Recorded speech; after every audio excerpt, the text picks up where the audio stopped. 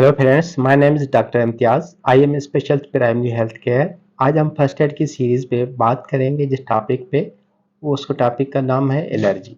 What are allergy? Allergy है क्या? Allergy काज, allergy में कौन से मेन जो हैं सबब होते हैं जिसकी वजह से एलर्जी होती है। और इसके अलावा हम बात करेंगे what are symptoms of development, कौन सी एलर्जी के बाद कौन सी निशानियां जो हैं इसे जाहिर होती हैं। What are the blood test, कौन सी ऐसी ब्लड टेस्टें होती हैं जिन्हें हमें करनी चाहिए। What are the allergy treatment, कौन सी ट्रीटमेंट करनी चाहिए इसमें, उसकी हम डिटेल पे आज बात। पहले हम बात करेंगे व्हाट आर एलर्जी। एलर्जी है क्या, पहले बात समझनी चाहिए। तो एलर्जी है, immune system normally protect the body against the harmful substance. Allergy जो होती है, हमारी बॉडी जो नॉर्मली प्रोटेक्शन करती है अपनी अगेंस्ट किसी भी सब्सटेंस, किसी भी जरासीम की वजह से हमारा बॉडी का नॉर्मली प्रोटेक्शन करती है अगेंस्ट द बॉडी के, जिसमें बैक्टीरियल हो, वायरल इन्फेक्शन हो, या अगर फॉरेन सब्सटेंस कोई भी हो जिसकी वजह से यह होता है। जब हमारा बॉडी रिएक्शन देती है उसको हम बोलते हैं एलर्जी। ये बात समझ में आ गई। रीजन किसी वजह से भी हो, बैक्टीरियल हो या वायरल हो। अब इसमें कॉमन एलर्जी के काजेज कौन कौन से होते हैं, आम पेशेंट में जो है कौन से होते हैं। मेन जो काज होता है, अक्सर बहुत से ऐसे पेशेंट होते हैं जिन्हों को डस्ट से एलर्जी होती है। जो पालतू जानवर होते हैं जिन्हों की वजह से एलर्जी होती है, जिसमें बिल्ली हो गया। अक्सर जो लोग पर एक घर में जो है डॉग और कैट दोनों पालते हैं, जिन्हों की वजह से ये भी चीज हो सकती है। पॉलन, पॉलन का मतलब होता है फूल। ऐसे फूल होते हैं जिन्हों में से भी बहुत से पेशेंट कम होते हैं जिन्हों को ये एलर्जी होती है। इसके अलावा हम बात करेंगे इंसेक्ट। इंसेक्ट का मतलब होता है जरासीम, पैरासाइट जो होते हैं। अक्सर दो किस्म के इंसेक्ट होते हैं, एक होते हैं इंटरनल, एक होते हैं एक्सटर्नल, जो बॉडी के अंदर होते हैं। अक्सर बच्चों में पेट के कीड़े होने की वजह से बहुत से बच्चों को ऐसे एलर्जी होती है। और एक्सटर्नल में जैसे शहद हो गए, शहद। इसके अलावा टेक्स्ट मीन्स खटमल, ऐसे बारीक से छोटे होते हैं जिन्हों नजर नहीं, जिन्हों की वजह से भी बॉडी रिएक्शन करती है। कुछ पेशेंट ऐसे होते हैं जिससे फूड खाने की वजह से, कुछ ऐसे खाना होते हैं जिससे बहुत से कम पेशेंट होते हैं जिन्हों को खाने की वजह से भी एलर्जी होती है। मुख्तलिफ खाने में चीजें आती हैं। और इसके अलावा हम मेडिसिन की बात करें तो बहुत से ऐसे पेशेंट होते हैं जो मेडिसिन लेने से उन्हों को एलर्जी हो जाती है। मखसूस मेडिसिन होती है जिससे वो लेने से, हर किसी को नहीं होता लेकिन कुछ पेशेंट होते हैं जिन्हों को रिएक्शन होता है मेडिसिन की वजह से। बहुत कम ऐसे पेशेंट होते हैं जिन्हों को सनलाइट मीन्स गर्मी की वजह, गर्म टेम्परेचर की वजह से भी रिएक्शन होता है।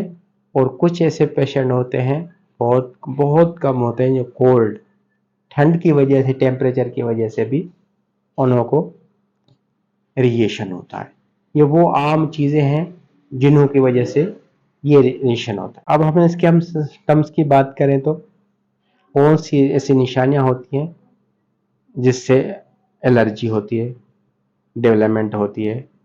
Mostly part of body allergy, जब भी हमारी बॉडी के साथ कोई चीज अफेक्टेड, कोई टच होती है जिससे ये निशानियां डेवलपमेंट होती है। नंबर पहले से हम बात करेंगे, मतलब सांस लेने में जब एलर्जी, सांस लेने की वजह में जो मसले होते हैं, एलर्जी होती है सांस की।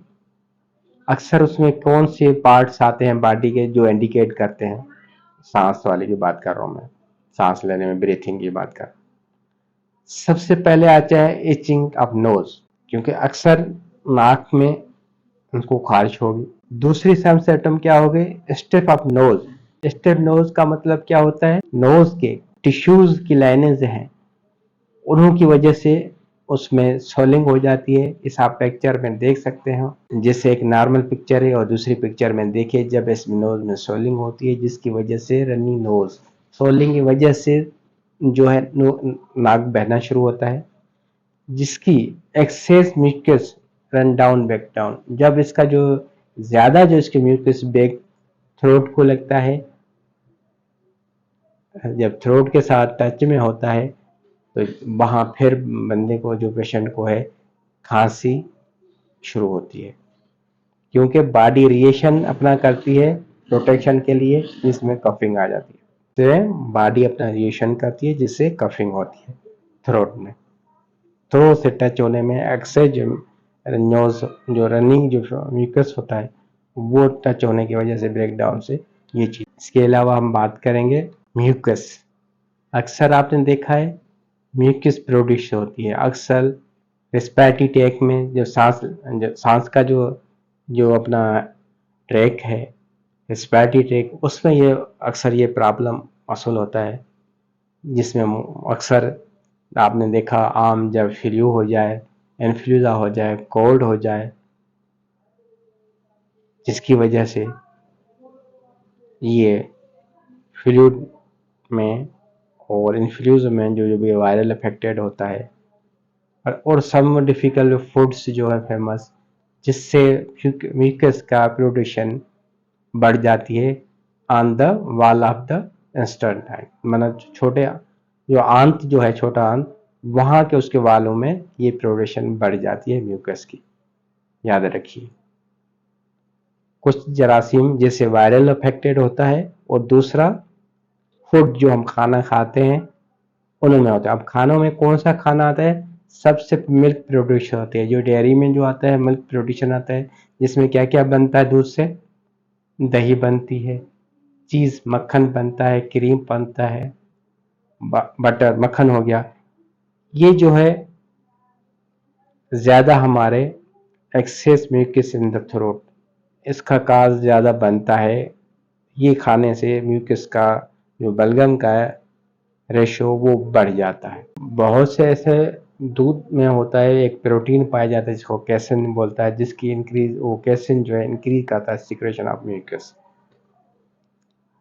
इसके अलावा आप सबको पता है डेयरी प्रोड्यूस में जो शुगर जो होती है वो लैक्टोज होती है, वो भी काज बनता है म्यूकस का। दो चीजें होती है दूध में, एक तो कैसिन और दूसरा लैक्टोज शुगर, जिसकी वजह से ये प्रोड्यूस में जो बलगम की रेशो बढ़ता है म्यूकस। जैसे हम कोई भी बोतल इस्तेमाल करते हैं, जिस वो भी म्यूकस बिल्टअप बढ़ाता है, वो भी बढ़ाता है, जो है वो भी म्यूकस को बढ़ा देता है। और उसमें अगर सीड्स की, नट्स के और ग्रेन की बात करें तो सबसे ज़्यादा जो इसमें है नट्स में आता है पिस्ता, जो ड्राई फ्रूट में आता है।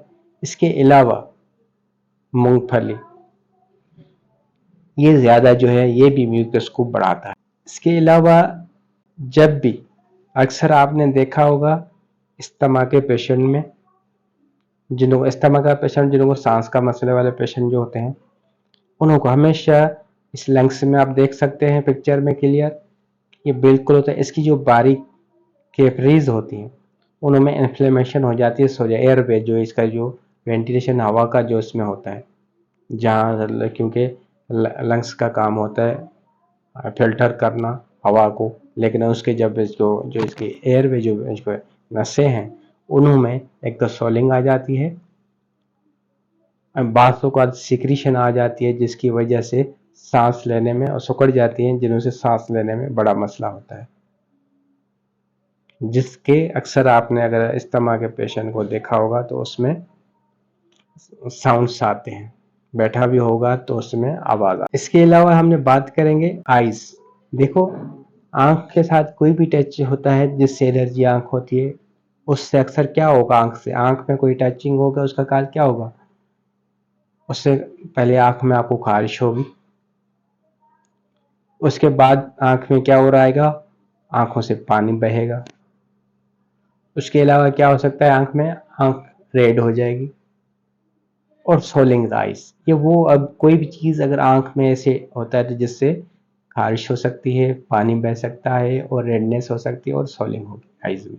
ये चीज़ें जो होती हैं ये आंखों की वजह से में होगी एलर्जी, ये निशानियां आंखों में आएंगी। इसके अलावा कुछ पेशेंट ऐसे होते हैं सम ईटिंग, कुछ ऐसे जिनको खाने की वजह से एलर्जी होती है, उसमें कौन सी निशानियां आएंगी ईटिंग, खाने की वजह से।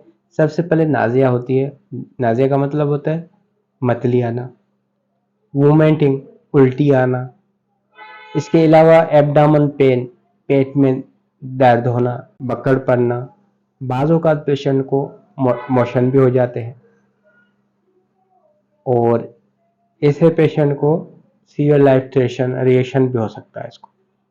तो ये हो गया खुराक की वजह से, जिसकी वजह से ये चीज़ें होती हैं। इसके अलावा हम बात करेंगे स्किन की, allergy with touching of skin. अब स्किन की जो एलर्जी होती है उसमें क्या क्या होता है आपको पता चल जाएगा। स्किन सबसे पहले आप देखेंगे स्किन रिएक्शन होंगे, स्किन के जो छाले बनते हैं, फिर स्किन ये इस तरफ लाल हो जाएगी जिससे पिक्चर में देख रहे हैं। उसके अलावा स्किन में खारिश होने लग जाएगी, बाजू का ब्लिस्टर बन जाते हैं, बिल्कुल स्किन फीलिंग हो जाएगी जो आप इस पिक्चर में देख रहे हैं। ये मुख्तलिफ जो कंडीशनें होती हैं ये स्किन के ये निशानियां पैदा होती हैं। ये वो जो मैं बता रहा हूँ ये वो निशानियां बता रहा हूँ जिसमें ये चीज़ें स्किन। तो हमने कॉमन क्या क्या बताया आपको। कॉमन एलर्जी में अक्सर जो मोस्टली पेशेंट होते हैं उनको डस्ट से एलर्जी होती है। बहुत से ऐसे पेशेंट होते हैं जिनको सूरज की रोशनी से होती है। बस से पेशेंट ये होते हैं जिन्हों को जो है कोल्ड टेम्परेचर से होता है। कुछ को मेडिसिन लेने से, कुछ जो एंटीबायोटिक मेडिसिन लेते हैं उन्हों से एलर्जी होती है। कुछ पेशेंट होते हैं जिन्हों को फूड की वजह से एलर्जी होती है, कुछ को पैरासाइट इंसेक्ट की वजह से होगी।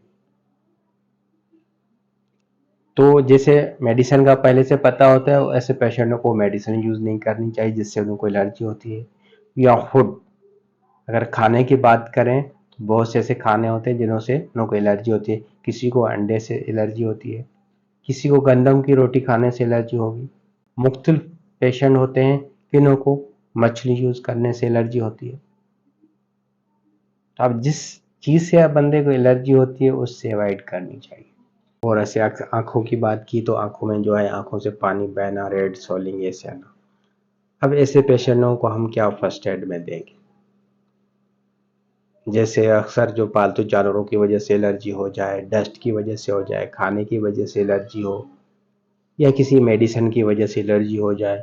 इसके अलावा हम जो ब्लड की टेस्टें करते हैं, कौन सी इसमें ब्लड टेस्ट की जाती है, सबसे इसमें IgE जो टेस्ट की जाए, जो हमारा इम्यून सिस्टम होता है उसमें IG अगर ज़्यादा ही बड़ा होता है तो जिससे बॉडी रिएक्शन ज़्यादा हाइपर सेंसिटिव हो जाता है, ये टेस्ट की जाती है। और इसके अलावा CBC टेस्ट की जाती है जिसमें कंप्लीट ब्लड काउंट कहा जाता है, जिसमें एज़नोफिल्स वाइट सेल के ब्लड सेल वो काउंट किए जाते हैं। अगर बाज़ औक़ात एज़नोफिल्स बड़े हों वाइट सेल के तो वो एलर्जी को शो करते हैं। जितने भी हैं, डस्ट की एलर्जी हो, स्किन एलर्जी हो, इंसेक्ट की हो, इसके अलावा पॉलन हो, फूड एलर्जी हो या मेडिसिन की हो, सब में आप ये ट्रीटमेंट फर्स्ट एड और हम दे सकते हैं।